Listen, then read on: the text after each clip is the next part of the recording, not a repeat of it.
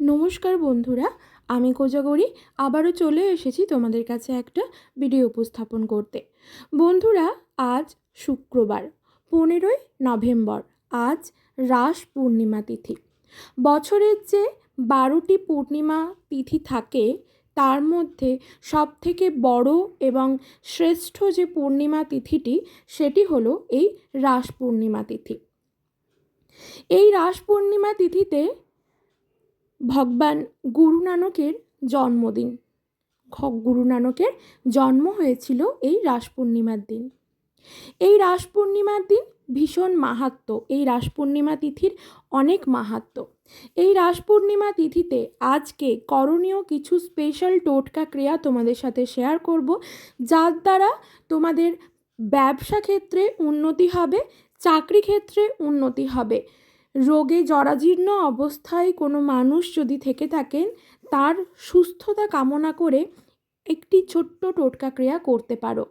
এবং মা লক্ষ্মীর কৃপা লাভের জন্য, যাতে মা লক্ষ্মী সর্বদা তোমার বাড়িতে অচলা হয়ে থাকেন, সেই জন্য মা লক্ষ্মীর কৃপা লাভের জন্য ছোট্ট একটি স্পেশাল টোটকা ক্রিয়াও তোমাদের সাথে শেয়ার করব।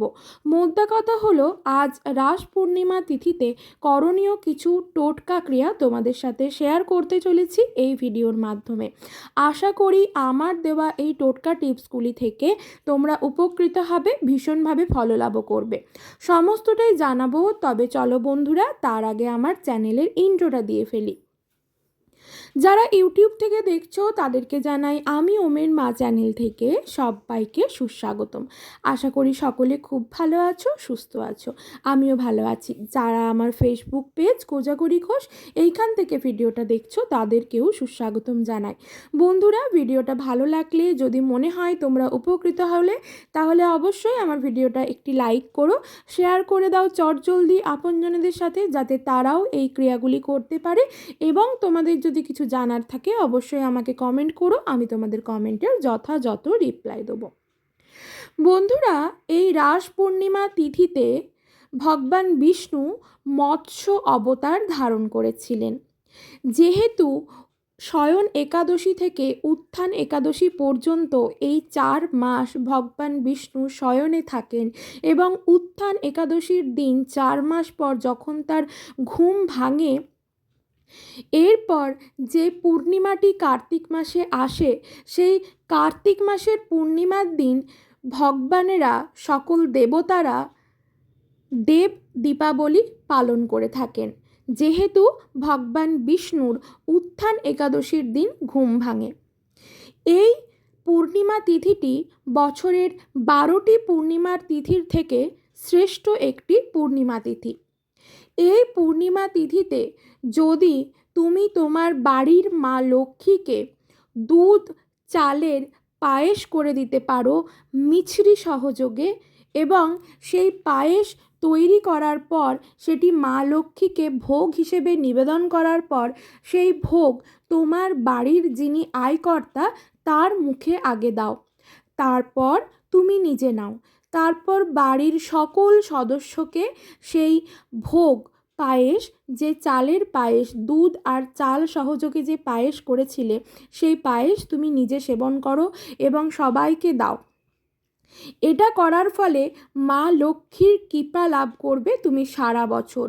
এটা শুধুমাত্র রাস পূর্ণিমার দিনই করতে হবে এমন কোনো মানে নেই, প্রত্যেকটি পূর্ণিমা তিথিতেই তুমি করতে পারো। কিন্তু বন্ধুরা, এই রাস পূর্ণিমা তিথিটি যেহেতু 12টি পূর্ণিমার মধ্যে সবথেকে শ্রেষ্ঠ পূর্ণিমা, তাই এই দিন এই ক্রিয়া করলে মা লক্ষ্মী সর্বদা অচলা হয়ে থাকবেন তোমার সংসারে। আর মা লক্ষ্মী যখন সর্বদা অচলা হয়ে থাকবেন তোমার সংসারে কোনোদিনও অর্থের অন্নের অভাব হবে না। এরপর 2 নম্বর যে টোটকা ক্রিয়াটি বলবো, সেটা করলে তোমরা ব্যবসা ক্ষেত্রে এবং চাকরি ক্ষেত্রে উন্নতি লাভ করবে। যাদের ব্যবসায় নানা রকমভাবে টালমাটাল চলছে, ব্যবসায় উন্নতি দেখতে পাচ্ছ না, তারা আজকের দিনে এই রাস পূর্ণিমা তিথিতে পূর্ণিমা চলাকালীন একটি তামার ঘটি নাও, তামার ঘটির মধ্যে অল্প একটু হলুদের গুঁড়ো নাও, তার সাথে একটু শঙ্খের গুঁড়ো অর্থাৎ শাঁখের গুঁড়ো মেশাও, দিয়ে সেটা একটু জল দিয়ে হালকা একটা পেস্ট তৈরি করো। তারপর আম শাখা সহযোগে বা আম পাতা সহযোগে সেই গোলা পেস্টটা বা গোলা জলটা তোমার ব্যবসার স্থানে ছড়িয়ে দাও এবং যেখানে তুমি তোমার অর্থ রাখো ব্যবসার স্থানে সেখানেও ছড়াও। এই ক্রিয়াটি পূর্ণিমা চলাকালীন করো, দেখবে বন্ধুরা 24 ঘন্টার মধ্যে মিরাকেল দেখা দেবে তোমার জীবনে। ব্যবসা ক্ষেত্রে উন্নতি হবে, প্রচুর অর্থ লাভ করতে পারবে।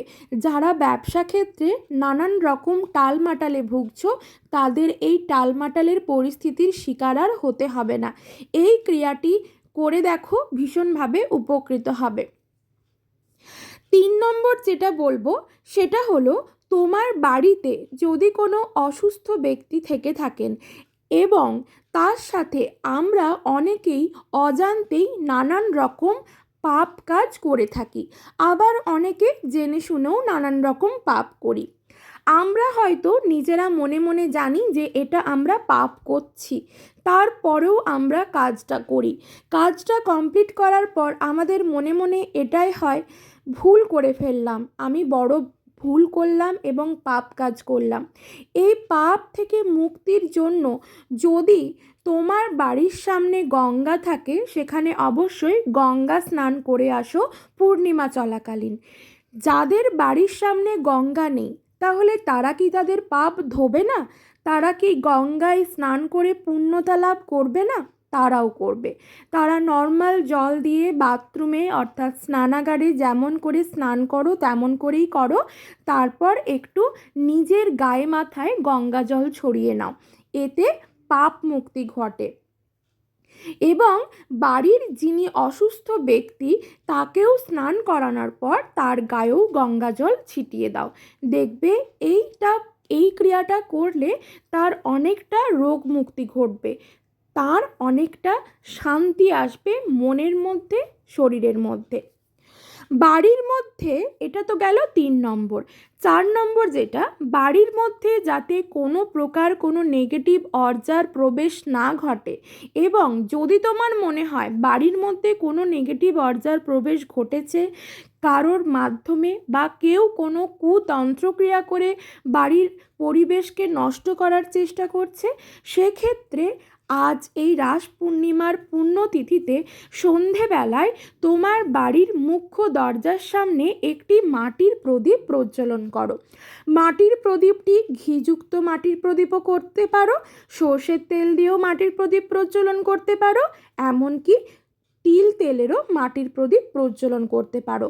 তুমি তোমার সাধ্য সামর্থ্য অনুযায়ী একটি মাটির প্রদীপ প্রজ্বলন করে রাখো তোমার বাড়ির মুখ্য দরজার সামনে।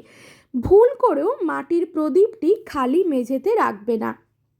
ঠাকুরের যে কাঁসা বা পেতলের যে প্লেটগুলো হয় সেই প্লেট নেবে, তার ওপর অল্প একটু আতপ চাল ছড়িয়ে, তার ওপর একটু ফুলের পাপড়ি ছড়িয়ে, তারপর সেই মাটির প্রদীপটি প্রজ্বলিত অবস্থায় রাখো তোমার বাড়ির মুখ্য দরজার সামনে।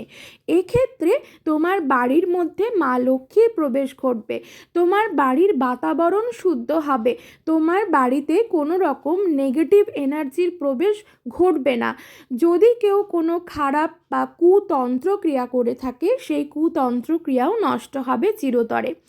এই পূর্ণিমার মাহাত্ম্য অনেক। এই রাস পূর্ণিমার দিন ভগবান কৃষ্ণ তার সবথেকে পছন্দের মাস এই রাস পূর্ণিমা। এই রাস পূর্ণিমা যেহেতু কার্তিক মাসে হয়, প্রথাটি যেহেতু পালন হয়, ভগবান কৃষ্ণই বলেছেন আমার মাস কার্তিক মাস, আমার মাস কার্তিক মাস, তাই ভগবান কৃষ্ণের নাম কার্তিক মাসে দামোদর মাস হিসেবে আমরা বলে থাকি। এই মাসেই ভগবান শিব কাশীতে যান, তার ভেষটা পাল্টিয়ে তিনি কাশীতে যান। এই মাসের নানান রকম মাহাত্ম্য আছে। তাই বন্ধুরা, যে সকল টোটকা ক্রিয়াগুলি বললাম অবশ্যই আজ রাস পূর্ণিমা তিথিটি থাকাকালীন এবং চলাকালীন এই ক্রিয়াগুলি সম্পন্ন করো। আর হ্যাঁ, অবশ্যই তোমার বাড়ির তুলসী তলায় একটি ঘিয়ের প্রদীপ প্রজ্বলন করো। সকলে খুব ভালো থেকো, সুস্থ থেকো।